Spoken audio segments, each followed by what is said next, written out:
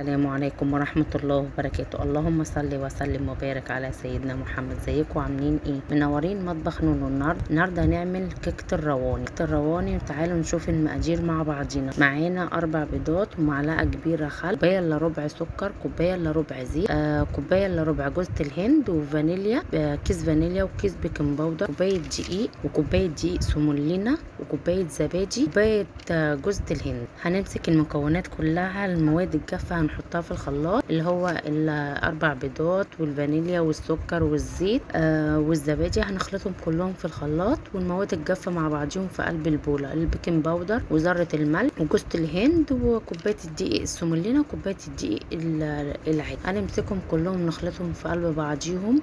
هننخل الدقيق، هننخلهم مع بعضهم، وبعد كده بعد ما ننخلهم هنفضل نقلب فيهم لحد ما نلاقي الخليط كله تجانس مع بعضهم. وبعد كده هكون مولعه الفرن على 180 درجه قبل ما اعمل الكيكه الرواني. بعد كده هقوم عامله الشربات مع بعضينا، كوبايه ونص سكر وكوبايه الا ربع ميه، وهنسيبهم على النار لحد ما يغلوا. وبعد كده هعصر عليها الليمونه لحد ما يغلوا لمده 10 دقائق بعد الغليين. وبعد كده حاطه الكيكه في الفرن لمده 35 دقيقه. هحط الكيكه وهتطلع واول ما تطلع همسكها بالخله كده هغرزها غرزه كده. بعد ما احط الشربات، اول ما احط الشربات هغرزها كده عشان الشربات كله ينزل فيها. وبعد كده هقوم حاط جوز الهند من على الوش زي ما انتم شايفين. ما تنسوش تعملوا لي لايك وشير وسبسكرايب وتقولوا لي متابعيني من انهي بلد. وكده بعد ما خلصنا وصفتنا بتاعت النهارده، وده الشكل النهائي لاكلتنا. اتمنى تجربوها ويكون في الكومنت. استنوني الفيديو الجاي بوصفه جديده ان شاء الله. السلام عليكم ورحمه الله وبركاته.